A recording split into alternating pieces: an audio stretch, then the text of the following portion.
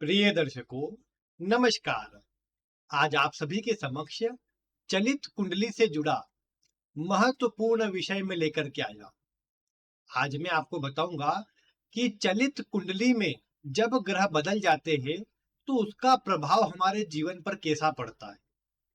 चलित कुंडली को लेकर के देखा जाए तो मन में सभी के कहीं न कहीं संशय बना रहता है कि आखिर इसका प्रभाव कैसा मिलेगा। जो ग्रह जहां चलित कुंडली में नजर आ रहा है वहां का परिणाम देगा या लग्न कुंडली में जहां नजर आ रहा है वहां का प्रभाव देगा। कई बार इसी को लेकर संशय बना रहता है। यहाँ पर वैसे मैंने आपको कई बार जन्म कुंडली अध्ययन के दौरान भी और अलग अलग वीडियो के द्वारा भी ये बताया है कि चलित कुंडली में ग्रहों का प्रभाव कैसा मिलता है। अभी तक इस पर कोई सेपरेट वीडियो नहीं बनाई थी, इसीलिए मैं आप सभी के समक्ष चलित कुंडली से जुड़ी कुछ महत्वपूर्ण बातें, कुछ महत्वपूर्ण सूत्र लेकर आया हूं। आप ध्यानपूर्वक इसे देखिए। इसके अलावा आप किसी भी कुंडली में जब भी ग्रहों को देखते हैं कि वो चलित कुंडली में बदल रहे हैं तो आपको आज की वीडियो देख करके ये जानने में आसानी रहेगी कि कैसे वो अपना प्रभाव देगा। उसका प्रभाव किस भाव का ज्यादा मिलेगा, कब ज्यादा मिलेगा, कब कम मिलेगा, आज इसकी संपूर्ण जानकारी मैं आपको देने वाला हूं। सबसे पहले एक बात आपको समझना है कि चलित कुंडली में आपको किस प्रकार की चलित कुंडली का अध्ययन कर रहे हैं। चलित कुंडली भी अलग अलग प्रकार की होती है। जो ज्यादा प्रचलन में है वैसी 3 प्रकार की चलित कुंडलियां है। कौन कौन सी? एक चलित कुंडली होती है जो सम विभाजन वाली कुंडली होती है, जिसमें भावों को बराबर भागों में बांटकर फिर उसका अध्ययन किया जाता है।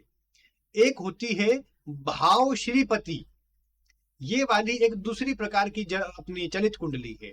और तीसरी चलित कुंडली होती है कस्प चलित कुंडली, जो कि प्रायः कृष्णामूर्ति पद्धति में उपयोग में लाई जाती है। कुछ सॉफ्टवेयर में इसे निर्यण भाव चलित नाम से भी आप देख पाएंगे।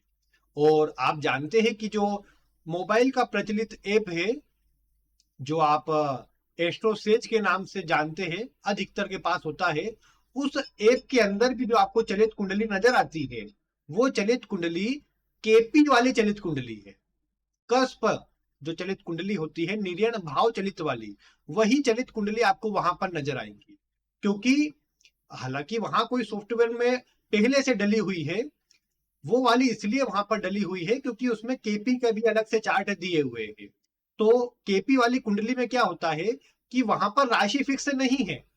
राशि देखा जाए तो रिपीट भी कर सकती है, इसलिए आप कई बार उसमें जब बनाते होंगे तो आपने देखा होगा कई बार राशि रिपीट कर जाती है।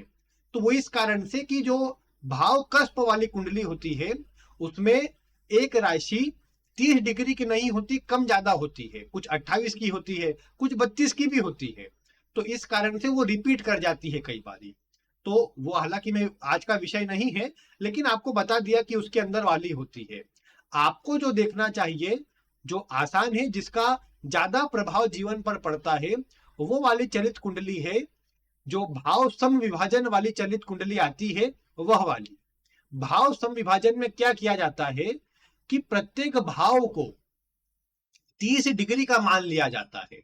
हालांकि प्रत्येक भाव 30 डिग्री का नहीं है, क्योंकि अगर देखा जाए तो जो पृथ्वी के भ्रमण काल की जो दूरी है, जो दिशा है, जो पथ है, वो पूरी तरह से इलिप्टिकल नहीं है। मतलब पूरी तरह से उसको गोल नहीं कहा जा सकता। ये तो मान लिया गया है कि 360 डिग्री का ब्रह्मांड है, पूरा गोल है, और उसी को 12 भाग कर दिए, 30-30 डिग्री का एक एक भाग बना दिया, एक एक राशि बना दी, लेकिन वो फिक्स नहीं है।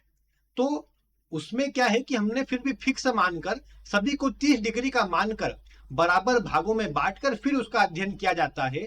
और ये बनती कैसे है ये मैंने आपको हालांकि पूर्व में बताई थी। लग्न के 15 डिग्री के अंतर में जो जो ग्रह बैठे हुए होते हैं वो सभी चलित कुंडली में नहीं बदलते, जो उसके बाहर होते हैं वो बदल जाते हैं। जैसे उदाहरण के लिए मान लीजिए किसी का लग्न 5 डिग्री का है, तो 5 से पीछे वाले तो सभी आएंगे। आगे वालों की बात करें तो 5 डिग्री में 15 डिग्री जोड़ेंगे तो कुल 20 डिग्री हो जाएगा। अब जिसका लग्न 5 डिग्री का है, उस कुंडली के अंदर 20 डिग्री के ऊपर जितने भी ग्रह होंगे वो सभी की सभी ग्रह चलित कुंडली में राशि परिवर्तन करेंगे और अगले भाव में आपको नजर आएंगे। ये बड़ा आसान है, बस ये देखना है कि लग्न के 15 डिग्री के अंतर पर अगर आप लग्न में से 15 डिग्री घटा सके तो घटा कर देखिए। जैसे अगर आपका लग्न 20 डिग्री का है तो आप 15 जोड़ तो पाएंगे नहीं, क्योंकि वो तो अगले भाव में चल जाएगा। तो आप 15 घटाएंगे तो 20 में से 15 घटाने पर 5 मिलेगा, यानी 5 डिग्री के नीचे जो भी ग्रह चलित कुंडली में आएंगे, मतलब जो भी ग्रह कुंडली में बैठे होंगे वो चलित कुंडली में पीछे वाले भाव में चले जाएंगे, क्योंकि यहाँ पीछे की बात हो रही है। तो चलित कुंडली का मेन कॉन्सेप्ट इतना है कि जितने ग्रह लग्न के पास की डिग्री पर होते हैं वो अपना ज्यादा असर देते हैं और बाकी ग्रह परिवर्तन कर जाते हैं। ये तो सीधी सी बात है, जो आपके पास में होगा उसका परिणाम आप ज्यादा दे पाएंगे और जो आपसे दूर होगा उसका प्रभाव आपको कम मिलेगा भी और आप कम ले भी पाएंगे। इसीलिए ज्योतिष शास्त्र में जो वैदिक ज्योतिष है उसके अंदर यूरेनस नेपच्यून आदि की गणना नहीं की जाती, क्योंकि ये बहुत दूर स्थित है और बहुत दूर स्थित होने के कारण इनका प्रभाव भी कम पड़ता है। ऐसा नहीं पड़ता, लेकिन कम पड़ता है, इसलिए उसकी गणना नहीं की जाती। तो इसलिए मैं आपको क्या बताते आया हर बारी कि लग्न और लग्नेश समान डिग्री पर या पास पास की डिग्री पर होना बहुत जरूरी है, भले वो 29 डिग्री पर ही क्यों ना हो दोनों की दोनों। जैसे लग्न आपका 29 डिग्री पर, लग्नेश 28 डिग्री पर, मैं मानता हूं ये एक अच्छी स्थिति है। क्यों? क्योंकि ऐसी स्थिति के कारण लग्न लग्नेश पास में है, आपको पूरा प्रभाव देने में सक्षम है। लग्न मान लीजिए आप स्वयं, आपका तन, आप वहां पर प्रेजेंस है पूरे, और जो भी ग्रह लग्न की डिग्री के पास में होता है वो आपके व्यक्तित्व पर, आपके जीवन पर ज्यादा असर दे पाता है। ये बात आपको चेक कर लेनी चाहिए। जैसे आपने देखा किसी का लग्न 5 डिग्री का है और लग्न के अंदर मंगल बैठा है लेकिन 28 डिग्री पर है, और लग्न की 5 डिग्री के समीप पर ही किसी भी भाव में गुरु बैठा हुआ है 5 डिग्री पर मान लीजिए। तो इससे होगा क्या कि लग्न की डिग्री के पास में मंगल नहीं है, गुरु है। इसीलिए जातक के स्वभाव में, जातक के जीवन पर गुरु का प्रभाव अधिक देखने को मिलेगा, न कि मंगल का जो 28 डिग्री पर है। भले लग्न में होगा, दिखने में लग्न में दिख रहा होगा, लेकिन उसका प्रभाव नहीं आएगा। तो इसीलिए आपको ध्यान ये रखना है कि जिस भी कुंडली में आप अध्ययन कर रहे हो, जिस भी कुंडली को आप देख रहे हो, तो आपको यह देखना है कि लग्न के अंश के पास में कौन से ग्रह है। जो ग्रह लग्न की डिग्री के पास में होंगे वो चलित कुंडली में बदलेंगे भी नहीं और वही आपको अपने जीवन में ज्यादा प्रभाव देंगे। लेकिन जो चलित में बदलेंगे उनका क्या? देखो, चलित में जो भी ग्रह बदले, एक बात तो तय हो गई कि उनका प्रभाव आपको आसानी से नहीं मिलेगा, वो ग्रह आपसे मेहनत करवाएंगे। दूसरे नंबर की बात, मैंने आपको एक और बात बताई थी कि चलित कुंडली में जितने भी ग्रह बदले उसका प्रभाव केवल और केवल उन ग्रहों की दशा और अंतर दशा में मिलता है। जैसे किसी की कुंडली में आपने देखा सप्तम भाव में कोई ग्रह बैठा हुआ है और चलित कुंडली में वो छठे भाव का फल दे रहा है। अब ऐसी स्थिति में जब भी वो सप्तम भाव में बैठे ग्रह की दशा आएंगी तो वो सप्तम भाव के साथ साथ छठे भाव का भी परिणाम देगा। वो फिर जिस भाव का है उसके अनुसार प्रभाव जुड़ेंगे। जैसे उदाहरण के लिए मान लीजिए कुंडली में चतुर्थ भाव का स्वामी चतुर्थ भाव में बैठा हुआ है। चतुर्थ भाव भूमि, भवन, वाहन, सुखों को दर्शाता है इनके। अब मान लीजिए किसी का चतुर्थ भाव का स्वामी चतुर्थ भाव में है, ऐसा व्यक्ति प्रयास कर रहा है कि उसका घर बन जाए, वो घर बनाने के लिए कोशिश कर रहा है लेकिन काम बन नहीं पा रहा। अब हुआ क्या कि उसे चतुर्थ भाव के स्वामी की दशा आ गई और आपने ये देखा कि चतुर्थ भाव का स्वामी चलित कुंडली में पीछे तीसरे भाव में चले गया। अब क्या होगा इससे? अब जब आपने देखा कि चतुर्थ भाव का स्वामी चलित कुंडली में तीसरे का फल दे रहा है और उसकी दशा भी आ गई, तो जहां व्यक्ति का घर आसानी से बन जाना था अब उसमें उसे मुश्किल का सामना करना पड़ेगा। यहाँ एक और बात ये भी आ जाएगी कि तीसरा भाव चौथे भाव की हानि करेगा। इस कारण से घर खरीदने के लिए ऐसे व्यक्ति को घर बेचना पड़ेगा, यानी कोई जमीन बेची और दूसरी जगह जमीन ले ली, ऐसा प्रभाव फिर देखने को मिलेगा। क्यों मिला? क्योंकि चतुर्थ भाव का स्वामी दशा के अंदर तीसरे भाव का भी फल देगा, क्योंकि चलित कुंडली में तीसरे भाव में भी जा रहा है। तो जिनकी कुंडली में ऐसी स्थिति में हो, जैसे मान लीजिए कोई ग्रह छठे भाव में है, आपने देखा कि भैया ये तो छठे भाव में है, अब ये जब इसकी दशा लगेगी तो ये स्वास्थ्य में परेशानी देगा, व्यर्थ के विवाद करवाएगा। लेकिन आपने देखा चलित कुंडली में वही ग्रह पंचम भाव का फल दे रहा था, तो क्या होगा? उसने छठे भाव को एक्टिव करना है, थोड़ी मात्रा में रोक देना है, लेकिन चूंकि पंचम का फल भी दे रहा है, इसीलिए शीघ्र ही उस रोग से मुक्त भी करवा देगा और शीघ्र ही उस रोग से दूर भी कर देगा। यानी जहां पर चलित कुंडली में ग्रह जा रहा है वहां का प्रभाव अपनी दशा के अंदर देगा, और ज्यादा मजबूती से जहां चलित में जा रहा है वही का प्रभाव देगा।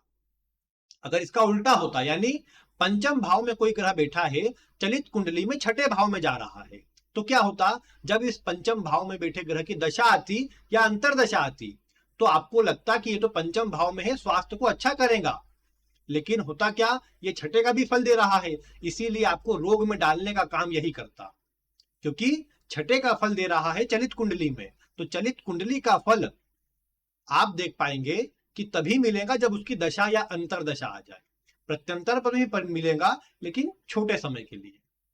तो इसका मतलब क्या हुआ कि चलित कुंडली के ग्रहों को जहां लग्न कुंडली में है, मैंने आपको लग्न से लेकर 12वें भाव तक सभी 9 ग्रहों के अलग अलग भाव में क्या प्रभाव होते हैं इसकी विस्तार से वीडियो दी है। आप अगर मन में संशय है आपके, क्या करिए, एक एक भाव, जैसे आपका मान लीजिए कोई ग्रह चतुर्थ भाव में था, चलित में पंचम का फल दे रहा है, आप बस इतना कीजिए उसके चतुर्थ और पंचम दोनों के फल देख लीजिए। आप देखेंगे लग्न कुंडली में वो ग्रह जहां पर है वही के फल आपको ज्यादा देने का काम करेगा, क्योंकि लग्न कुंडली में ग्रह जहां बैठा है वो आपसे जुड़ा हुआ है, भले अंश कोई भी हो, अंश की स्थिति उसकी कुछ भी हो, कहीं पर भी हो, लेकिन आप यही देख पाएंगे कि जहां लग्न कुंडली में ग्रह बैठा है वही का प्रभाव आपको देता नजर आएगा। बस उसकी दशा जब आएंगी तो आप उस भाव तक सीमित ना रहे, चलित में जहां जा रहा है वहां का प्रभाव ज्यादा देगा, ये भी आप साथ में जोड़ लें। तो अगर इन बातों को ध्यान में रखकर आप अध्ययन करेंगे तो चलित कुंडली में बदले ग्रह का कभी प्रभाव गलत नहीं आएगा और परिणाम भी सटीक आप निकाल पाएंगे। जैसे कोई दशा में आपने देखा, मान लीजिए किसी के अष्टम भाव में बैठा ग्रह है, उसकी अंतरदशा आ गई और 12वें भाव के स्वामी में अंतरदशा आ गई, यानी 12वें भाव के स्वामी की महादशा, अष्टम भाव के स्वामी की अंतरदशा। अब क्या होगा? 2 त्रिक भाव एक्टिव हो गए। आपने देखा ऐसे व्यक्ति को नॉर्मली क्या होगा, जब 12वां और 8वां भाव दोनों एक्टिव होगा तो नुकसान करवाए, लंबी यात्रा करवाए, एक्सीडेंट, ऑपरेशन या किसी प्रकार से चोट चपेट के कोई योग बने, इसी प्रकार की कुछ घटना होनी चाहिए। लेकिन आपने देखा कि वही जो अष्टम भाव में बैठा ग्रह था वो चलित कुंडली में बदलकर नवम भाव में चले गया। अब नवम भाव में चले गया तो क्या 12वां भाव और 9वां भाव एक साथ एक्टिव होकर व्यक्ति को आगे बढ़ाएगा, व्यक्ति को लंबी दूरी की यात्रा करवाए, विदेश से जोड़ दे, विदेश से जुड़कर ऐसा व्यक्ति काम करे या विदेश में कोई जॉब करने लग जाए, इसका प्रभाव इस समय पर आ सकता है। क्यों ऐसा हुआ? क्योंकि वो नवम भाव के फल देने लग गया। अगर कुछ कमजोरी बनेगी भी तो नवम भाव पिता का है तो पिता के स्वास्थ्य में बन सकती है, लेकिन व्यक्ति विशेष के लिए अष्टम भाव की जो दशा का नकारात्मक प्रभाव हो सकता था वो कभी नहीं मिलेगा। तो बस ये इतनी सी बात है चलित कुंडली में बदले ग्रहों को लेकर के। अब वैसे तो हर अलग अलग चलित कुंडली का प्रभाव अलग अलग है, जैसे मैंने तो अभी आपको केवल भाव सम विभाजन वाली कुंडली का बताया है। भाव श्रीपति वाली जो होती है उसमें अलग प्रकार से लग्न और दशम के अंशों को लेकर, भोगांश को लेकर फिर उसको कैलकुलेशन करके निकाली जाती है, वो अलग तरीका है। कस्प कुंडली का अलग तरीका है। कस्प कुंडली वाला हालांकि ज्यादा उपयोग में लिया जाता है, क्योंकि जो भी कृष्णामूर्ति पद्धति, केपी पद्धति को जो भी फॉलो करते होंगे वो सभी केवल और केवल जो फलादेश करते हैं वो कस्प कुंडली यानी चलित कुंडली को देखकर ही करते हैं, उसके अनुसार बैठे ग्रहों का ही करते हैं। चलित कुंडली में कौन सा ग्रह किस भाव में गया, किस भाव को वो सिग्निफाई करेगा, वो सब बातें उसमें जुड़ जाती है। तो मुद्दे की बात इतनी है कि हर चलित कुंडली का प्रभाव अलग है, लेकिन मुख्य रूप से जो भाव सम विभाजन वाली चलित कुंडली है उसका प्रभाव ज्यादा पड़ता है, वो सर्वमान्य भी है, उसी का उपयोग करना भी चाहिए।